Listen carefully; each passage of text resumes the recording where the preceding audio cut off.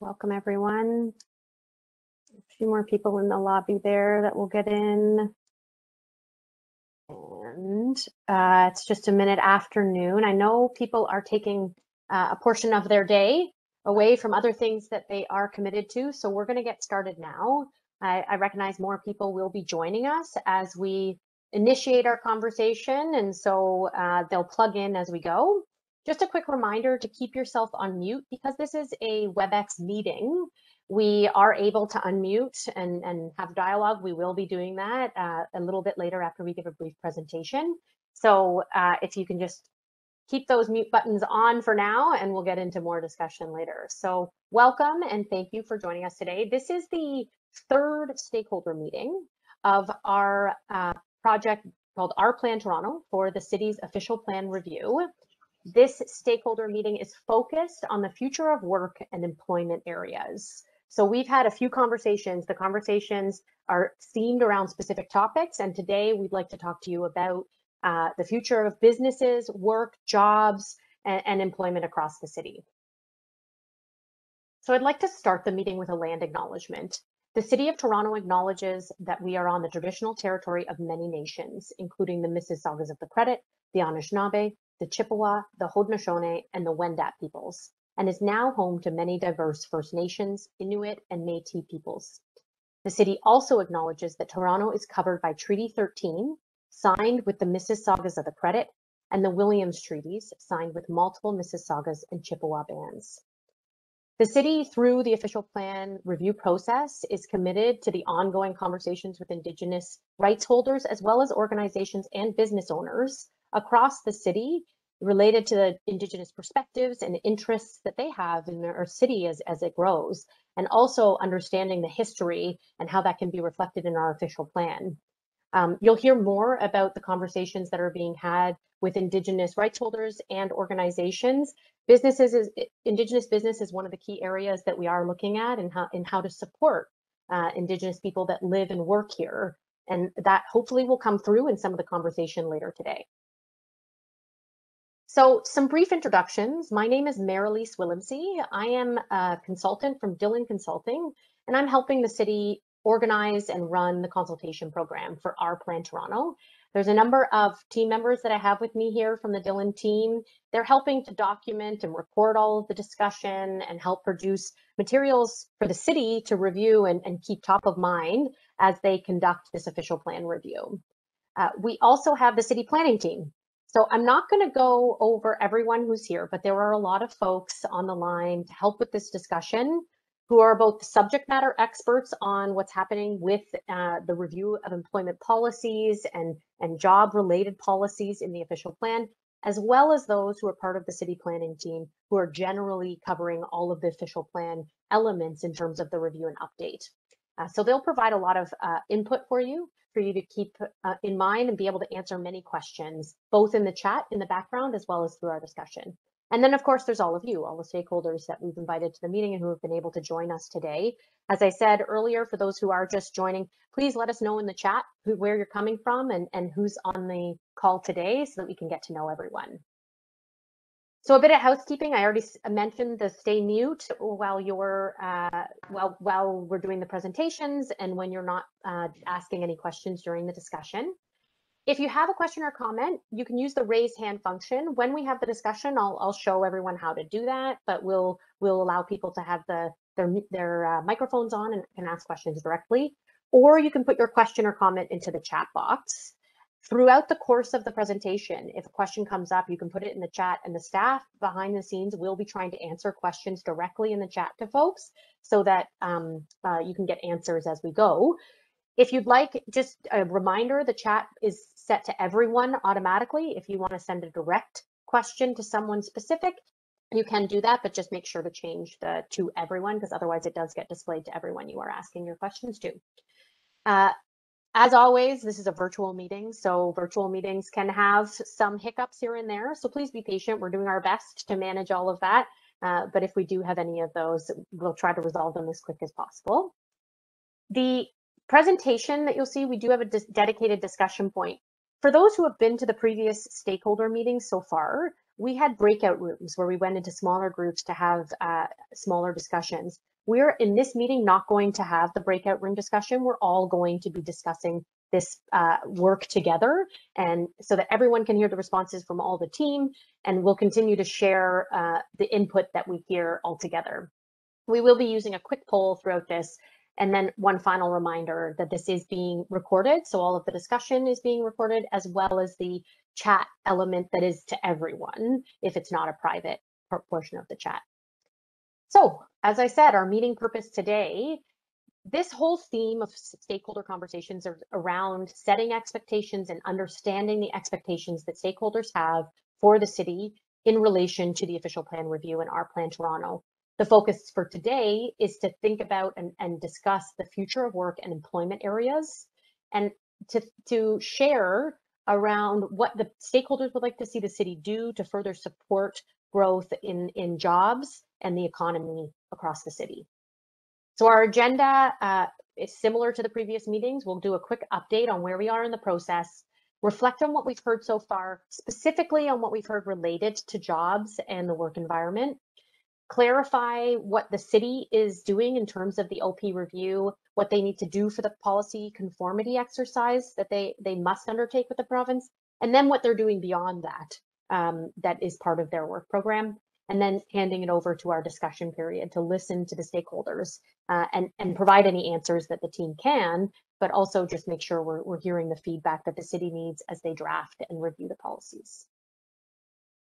So let's start with part one, just giving a quick update. Those who have been on the previous meetings have seen this before, so I'll go through at a moderate pace, but I recognize we have some new folks here, particularly those from BIAs and other organizations that are very specifically focused on the employment lands and the employment conversation. Our process is in three parts. We are just at the beginning, kind of, or in the meat now of part two. It reflects the technical work that the city is doing, but essentially in the early part of this year, in the spring, we launched the program and had initial conversations just to kind of, what is this project about? What is the big vision? And what are the key things that people want to tackle as the city plans for 2051? We are now in these kind of core questions, the big questions the city needs to answer related to housing and employment and sustainability, climate change, how the city grows as more people move here and work here. And the information from all of this conversation that's happening this year is leading into the city's effort to set directions and review and draft policy. So that effort starts kind of with the input that they've received over the last number of months. And we will be coming out once the city has some draft language on the policy directions and draft policies to consult on that, so you can see more direction that is a result of the input received. There's many avenues for consultation that you see in the bottom. I won't go over all of them, but I will just point out that we are having lots of conversations. The stakeholder conversations are just one area that we are focused on. We're also having conversations with divisions internally at the city, with Indigenous rights holders and Indigenous organizations. We're having conversations with a community leaders circle, which is focused on kind of an equity lens to all of these questions and involves community leaders who are working in organizations directly with community members that are experiencing some of the inequities and marginalization across the city. Youth and elder outreach. So there's quite a lot that's happening. And if you have questions, I welcome anything that you want to bring up, and we can explore it further at any time, but I won't go through it all now. In terms of the engagement so far, the initial meetings that we've had to launch the project included some direct outreach, but there was no public meeting in the first phase. The public outreach was really around awareness building and communications. We had a video, there's a public poll, which is actually still active. We shared a project bulletin. The deputy city manager and chief planner were on the episode of the agenda, and we continue to kind of build the awareness and the knowledge of the project. The current effort that we're in now, as I noted, we have these 4 themed stakeholder meetings that are underway. Today is our third on the future of work and employment. We have another one, our last one tomorrow, which is focused on neighborhoods and complete communities. Encourage you all to also attend that if you are able. And then we have a public meeting on October 20th. There's 2, it's the same meeting, but at 2 different times on that day, so that we can try to reach as many folks as possible. And we will be sharing some of what we've heard through the stakeholder conversations with the public so that they can also see the range of perspectives and different conversations that we're having so far and the feedback that the city has received. We have ongoing Indigenous engagement and a number of upcoming meetings that are happening, as well as our upcoming Community Leaders Circle meeting. And again, as I mentioned, that's an equity lens to many of the conversations that we're having. And some of that may come out in the discussion today, but we will also in November be reflecting with the Community Leaders Circle on, again, the input we've received from stakeholders and how that plays out in the work that they're doing with communities on the ground and how that may affect them. So to get started with just a brief piece, we do want to understand if and how much knowledge folks have about the project so that the team, as they give their technical presentation, can level the information based on how many people have been to previous meetings. So I've just launched a poll right now. And the question is, have you been to a previous meeting regarding Our Plan Toronto? I see quite a few familiar names, but so I suspect those are yeses. But those who may not have been to a previous stakeholder, maybe in the first round you came to a meeting. I'll give a few moments for you to answer that. The polling ability to see the poll, if you can't see it right now, it's in the bottom right-hand corner. If you pop open the three buttons, you'll see a polling option, and you can open that up and submit your response. We've got about half the people who have responded so far, so I'll give you one moment more just to complete that poll. Again, have you been to a previous meeting?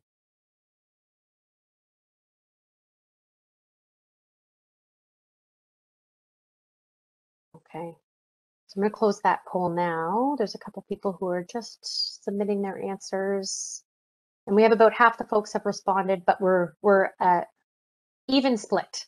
So there is about half the folks who have been to a previous meeting and have some context and background, and half the participants today have not been. So I'm going to hand it over to Christina for a moment to just, okay, if you haven't been to a previous meeting, here are the key things that you need to know in order to make sure you're on the same page for these conversations. So Christina.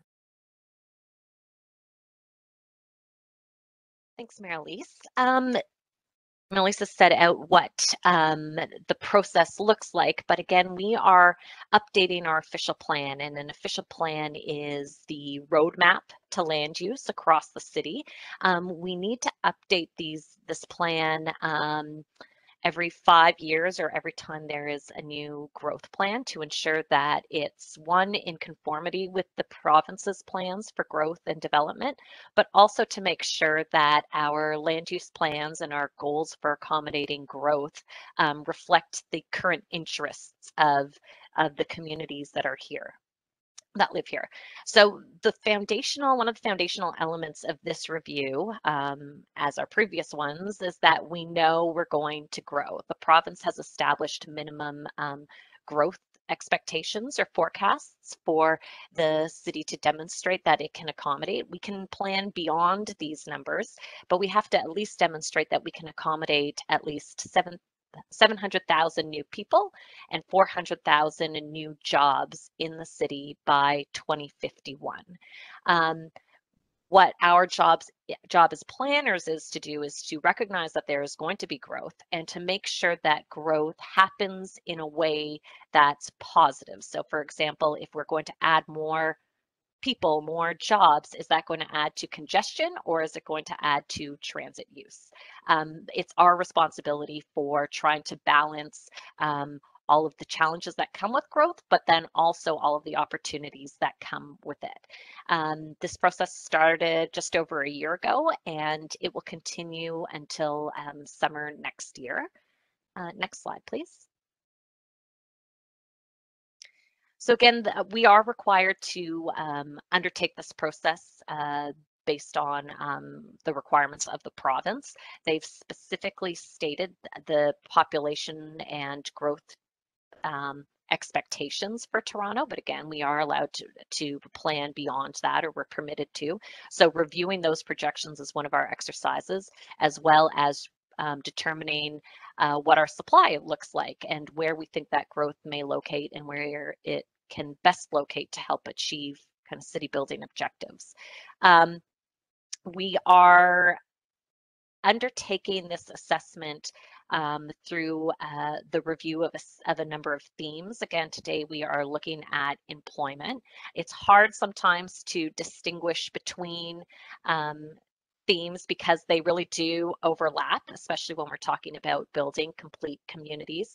And because employment is part of that conversation, we need jobs both within, residential communities, but we also need special areas designated for some of those jobs that may be incompatible with or not compatible with residential uses. And that's kind of the focus of our conversation today. But other conversations that we've been having have been about the environment, and it's been about affordability as well. Next slide, please. So some of the things that we hope you consider today as part of this conversation is knowing that there is going to be growth. How do we balance it across the city, and how do we balance it with the protection of the environment? Where's the best location for us to locate new jobs, new businesses, and economic growth? And what can the city do to better support growth in employment and in businesses? We understand that as more people come to live within the city, there are increasing pressures on our employment land supply, and there are also challenges potentially with compatibility. So what did the interface of these areas look like? Next slide, please. Thanks, Christina. Yeah, thanks, Christina. So that's a real brief 101. If you have more questions on the work scope, you can always put those into the chat. I will go over what we've heard so far in the conversations, but I'm going to try to get right to the piece of input on the future of work and employment and pass it over to the team from Henson to further your understanding of the work they've been doing. So in the phase one conversations, we asked people kind of 3 key questions. What do you want Toronto to be in 2051? What are the biggest challenges facing Toronto as we grow? And what do you value most to be sustained or replicated? The big things that came forward in the conversation, this word cloud is accumulation of all of the input we received, and the themes that we were hearing most strongly are around sustainability, being green and greener, affordable, equitable, inclusive, walkable, accessible, progressive, overdeveloped is some concern as well. So there's a big wide range. If you have the opportunity to look at this further when we share the slides, we encourage that so you can see the range of perspectives we've been hearing. There's a number of themes, key themes that have come forward. Across all of the themes, we're hearing some kind of 4 cornerstone issues around equity and inclusion and relationship building, aligning priorities and conversations, learning from the past and dealing with implementation and better implementation processes, community-led solutions, that being the core of the conversation, the areas of interest, the topics of interest that these apply to that have bubbled to the surface. This isn't everything, but it's the summary is housing and affordability, scale of intensification, environment and climate change, transit growth, business and economy, and particularly they're supporting businesses in the light of COVID and COVID recovery, safety as it relates to public safety, roads, and women, Black, Indigenous, and people of color, and the safety that they feel in their communities, and public realm design and supply, as well as access to recreational space and green space. So there's been many big challenges identified for the city to address and to consider that is on the minds of people who are thinking about not just today, but as the city continues to grow and we look forward to 2051. And just highlighted in bold at the bottom of the screen, you'll see COVID recovery is one, and access to and a diversity of jobs, which have been key themes to come forward. And under those key themes, some of the areas specific to our conversation, so I'll pass it over to Russell in a moment here, but what we have heard so far is recovering from the impacts of COVID-19 on small businesses, as well as generally across the employment sector and office space as well, the use of office space and how that's thought about. Supporting small and medium businesses now and into the future. Main Street, retail and commercial, the importance of the Main Street areas, not just in their what they provide, but also as job creators and generators and locations where there's lots of jobs. Access to and through employment areas. So getting to the employment areas from different areas of the city, but also moving through them and making sure they function appropriately for all modes of transportation.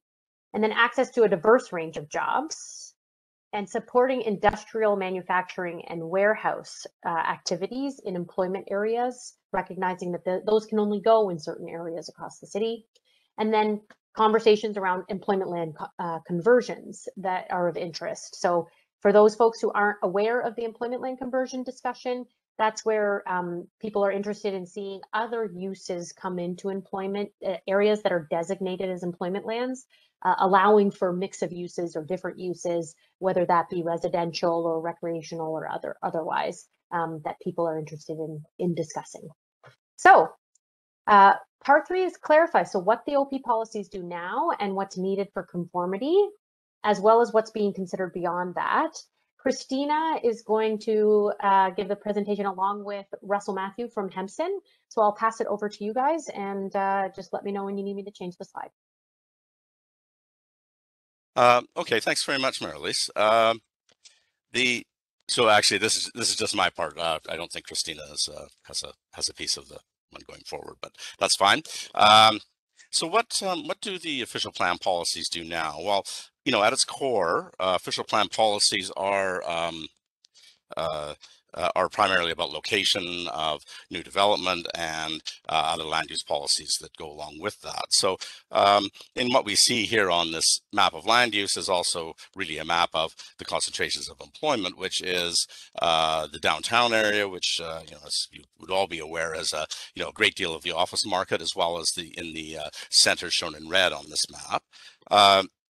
The employment areas shown in blue here are really the focuses of the industrial type areas and some office parks in the DVP corridor, for example. And so that's other concentrations as well. And then throughout the city, main streets, as well as really sort of spread in a variety of locations, there is that kind of rest of city employment, which is shown here in the various colors and the land use permissions associated with that. But there's jobs in a lot of different locations in the city, of course. And we're looking at strategic directions attached with this as well. So next slide, please. One of the major focuses, however, of the current work is the employment areas, and by employment areas, just to be clear, we mean really the industrial type areas. Of course, there are other areas that are just employment, some of the commercial and that, but the industrial area term refers really to these industrial type areas shown here in purple, and they're divided into two parts: core and general. The core parts being a little more focused on industrial.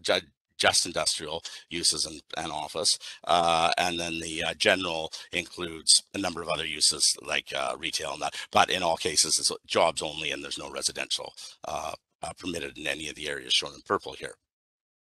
Next slide, please. So what are we looking at? Well, there's a few different things that are required to be done as part of the conformity to the provincial policy. So part of this is looking at the major transit station areas and the protected major transit station areas, and planning for those appropriately, and establishing, these require the establishment of targets for density, for sort of an ultimate development scenario around these transit station areas. Some of them are in employment areas, most of them are not, and they're spread throughout the city around, well, where all the rapid transit stations are. And there is about 180 of them, I believe, overall in the city, and a smaller number are the so-called protected ones, which have certain additional minimum densities. Minimum densities, it also allows inclusionary zoning, which is an important part of affordable housing in the future. We establish employment, or the growth plan requires the establishment of employment density targets for the employment areas, so that'll be done. Also, the consideration of the conversion of employment areas. It's about 150 different sites where the requests have been submitted so far, and to permit. Mostly it's for the permission of residential uses, take it out of an employment area, although sometimes it's required for some of the retail in the core areas, for example. And then, so, those are sort of those key land use planning policy elements, but there's a lot of other elements here too around economic development, providing employment opportunities, and, locations of appropriate locations of growth. And this is, this includes, for instance, the equity lens, which is is very important to jobs and the geography of jobs in Toronto, and that's where that element of it will come through. It's about providing employment opportunities in the long run. Employment in the city of Toronto, for those of you who are old enough, like myself, you'll remember that we had quite a boom in the late 1980s and peak in employment then in about 1989. But we had a recession after that, and for about it took 25 years to get back to that level of employment in the city. There was continued restructuring in the industrial sectors throughout that period, as well as quite a high concentration of new office space being built in the regions around Toronto rather than the city itself. But in the last 10 years, there's been really significant growth, about 20% growth in employment in the city, which is really, it's quite a stunning amount of growth actually in a short period of time like that. And of course, there has been a little bit of a pause for COVID, which we'll talk about in a few minutes. But it seems we are now back to our 2019 level of employment at the moment. But we'll talk about that a bit. Next slide. Diversity of Toronto's employment. As you'll see from the chart here, is that nearly half of employment in the city of Toronto is in office. And and that's pretty significant, but it's what you expect in a central city. Downtown Toronto, as we know, is not an inconsequential concentration of office, and so there's that focus there. But it's important to note also that the other half of employment in the city is very diverse. A lot of different kinds of opportunities, all the way from manufacturing, various services, and retail, and community institutional uses, and hospitals and healthcare and education. I mean, all of these kinds of things. So there is a really great range of employment outside of that, as well as that sort of very big lump that is in the office sector as well. So that's important to keep in mind. Next slide. So where's the employment concentrated? Well, it looks an awful lot like the land use planning map that we had a few slides ago, which is that there's a very large concentration in downtown, the central waterfront, as you can see there. Also concentration in the centers, North York, Etobicoke, and Scarborough, and Young Eglinton, and then as well the concentrations in the various employment areas, where you can see little bits of the blue coming through under the dots of the employment, but it's really in all of those employment areas, and then a little bit, or some portion of it, scattered across the rest of the city throughout in main streets and various other locations in addition to that. So there's I don't think there's any real surprise here in terms of what you see, but it's important to note that it does really reflect the land use policy, which we see in the next slide as well.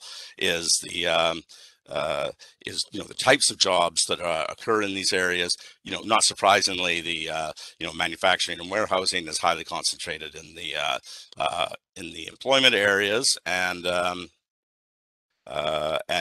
we see in downtown, of course, the office is a big concentration. So that's that very large orange piece in the middle bar of the office space, although there's not an inconsequential amount, of course, in the other areas too. And it's important to note that that there is quite a diversity of employment within both the employment areas and the downtown when you look at the other columns as well. So significant amounts of institutional employment in the downtown, for example, and quite a bit of retail and service in the employment areas, as well as in the rest of the city. So that sort of gives us kind of a flavor of where we expect. And again, I'm not sure that there would be much. There shouldn't really be any surprises there, I think, for what people would expect to see. So focusing in a little more closely on the employment areas themselves, we should distinguish here between the core and the general employment areas. The core being the more industrial parts of it, where you can see the the manufacturing and warehousing is, you know, most of that is in the core area in gray, and a little bit of it is in the general.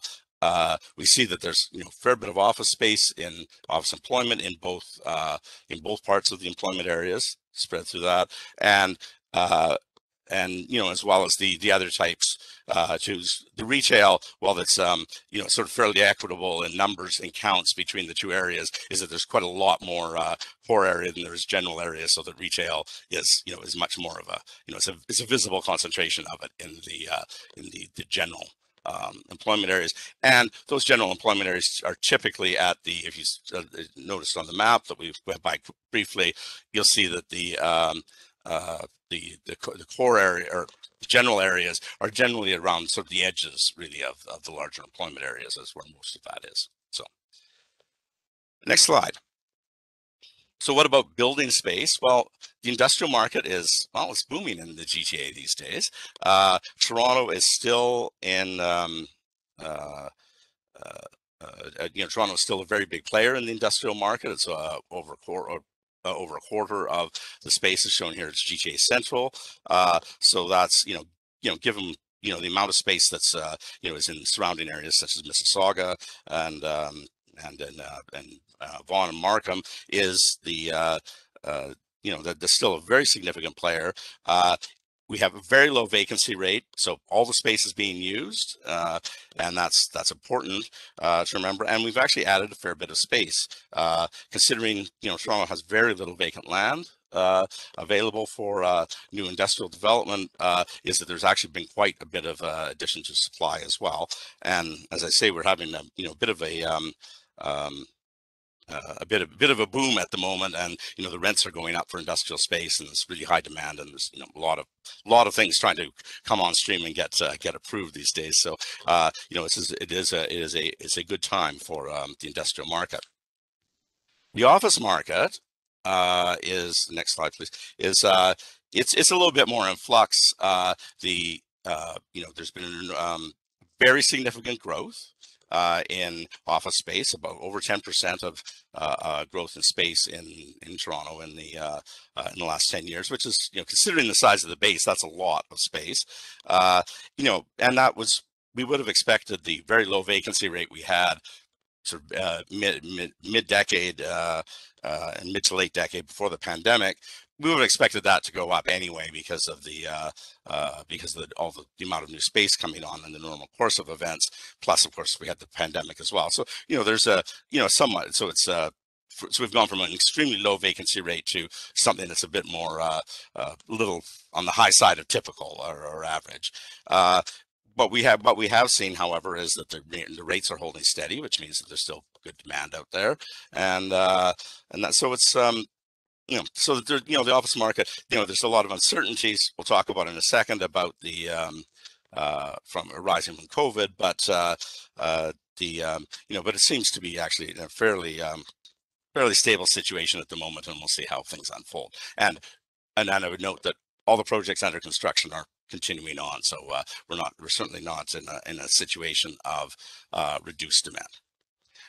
COVID, well, we went for a period of a year and a half, which I'm sure you're all well aware of, with an enormous decline in employment at the beginning of the pandemic, and then you know, a quick recovery of most of it, and then a somewhat slower recovery of the rest of it. And just as of September, the Toronto Central Metropolitan Area and Province of Ontario, and presumably the City of Toronto as well, is just back to or back over the level it was in February of 2020. So that, you know, that recovery in total jobs has you know, has occurred, but it has not been sort of equal to all the sectors, as we'll see in the next slide. Please. Is that maybe ignore the utilities one, because that's a pretty small thing, and I have no, I don't have a good answer for why that was occurring exactly. But what we do see here is some very significant shifts in sectors. So even though we're back to the total amount of total employment, is that construction employment surprisingly is still down. In transportation and warehousing, you know, that, you know, mostly it's actually doing quite well in trucking because of all the industrial and the goods movement that's going on. However, that does also include things like transit and air transport, which of course have been hit very significantly. We see a fairly small growth in the finance, insurance, and real estate, but that is a very large sector, occupies the office space. So that is a lot of jobs in that sector. And then getting to the ones that we, of course, all well know, is in accommodation and food, which is really the restaurants and hotels, and that is still way down from what it was. And so that sector is still, it still has quite a road back to recovery. But overall, we are seeing that growth, and we're back to the overall totals. So the post-pandemic future of work.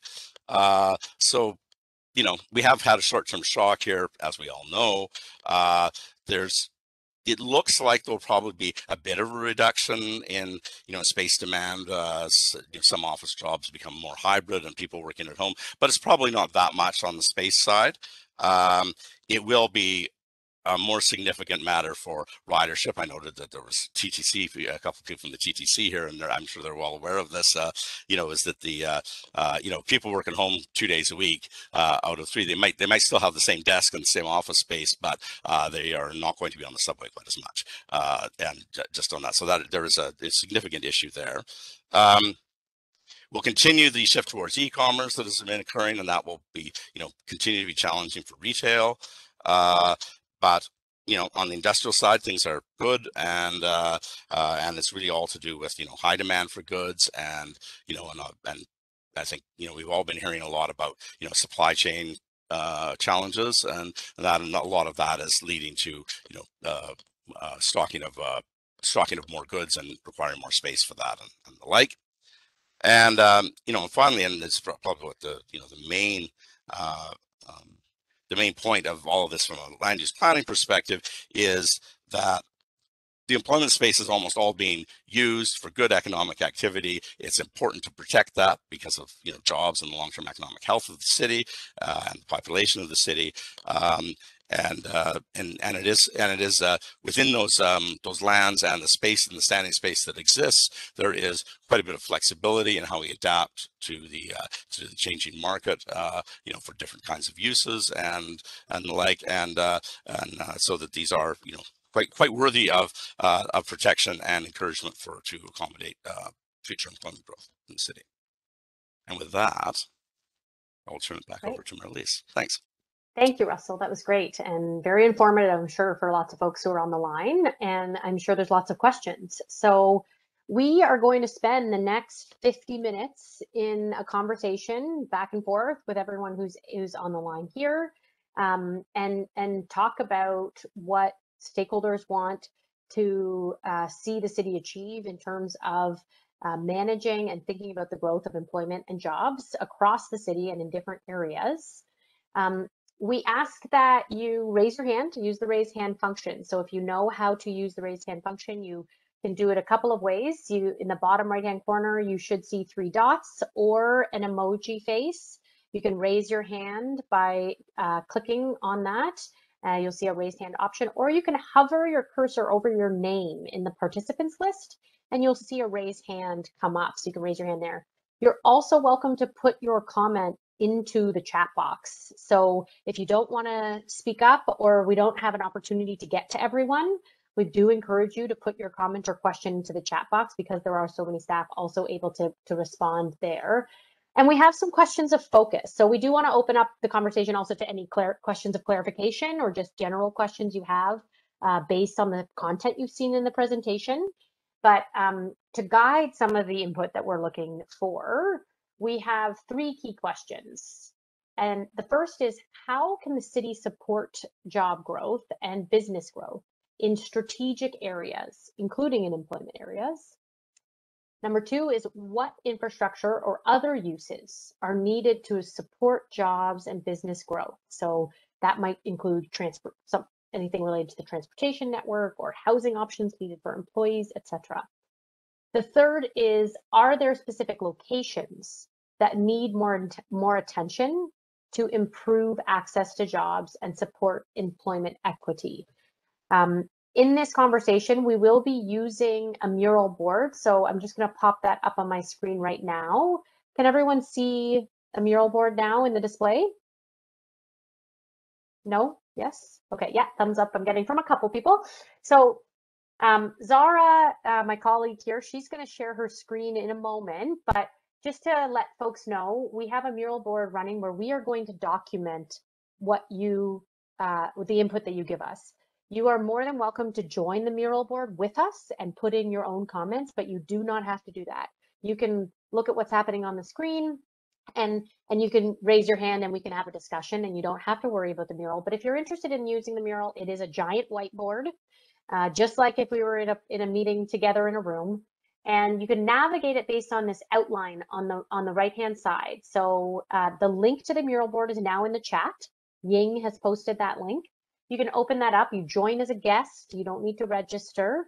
And if you want to be in here, you can browse around. So the first question, as I said, you can go to support job growth. How can the city support job and business growth in strategic areas? And you can enter your own note here. So, you know, more transit as an example, and then that will get documented into our discussion. And you can move around the board, and we will do that. I will do that as we're having the conversation and remind folks of this. Otherwise, don't worry about the mural board. Raise your hand. Let's have a discussion, and we look forward to hearing your feedback. So in the chat, I noticed that some clarification around, I think there seems to be a general support for protecting employment all around, and the piece on the underutilized is more about how can the city support denser employment within the employment lands, not to convert them to allow necessarily a whole bunch of other uses, but I think some comment there that as automation occurs and other forms of employment come in, that there may be an opportunity to not have kind of single story or two-story types of developments, but rather more dense. So that's something for the city to consider and take away as well. Another comment we didn't hear verbally, but is also in this board that people were putting in, is the need for the city to coordinate with the neighboring municipalities. So we have heard that in other areas as well, related to climate change, environment, as well as housing. At the edges, coordinating both on connections for transportation and transit service across these borders, because as much as the city has a boundary, other people don't necessarily experience that if their job or their housing crosses that boundary. So there's a lot that we've received so far, and I want to thank everyone for being here today and spending a full hour and a half. We're 1 minute over now, but I really appreciate the time that people have given to this conversation, and I hope that you all found it very fruitful. We encourage you, if you can, go into the mural board to look at that. I want to reassure those who did contribute directly into the mural board in the chat and didn't necessarily speak verbally to the team, that we are going through this with a fine-tooth comb, and we will make sure that the city sees all of these comments and that they have an opportunity to consider all of that as they weigh all of the diverse range of perspectives and issues they have to consider. So Jeff, do you want to just close us out with any final comments? No, just wanted to make sure that I thanked everyone for spending a bit of your afternoon with us. This was, I thought, a really great and constructive conversation. So thank you very much. Great. Thanks, everyone.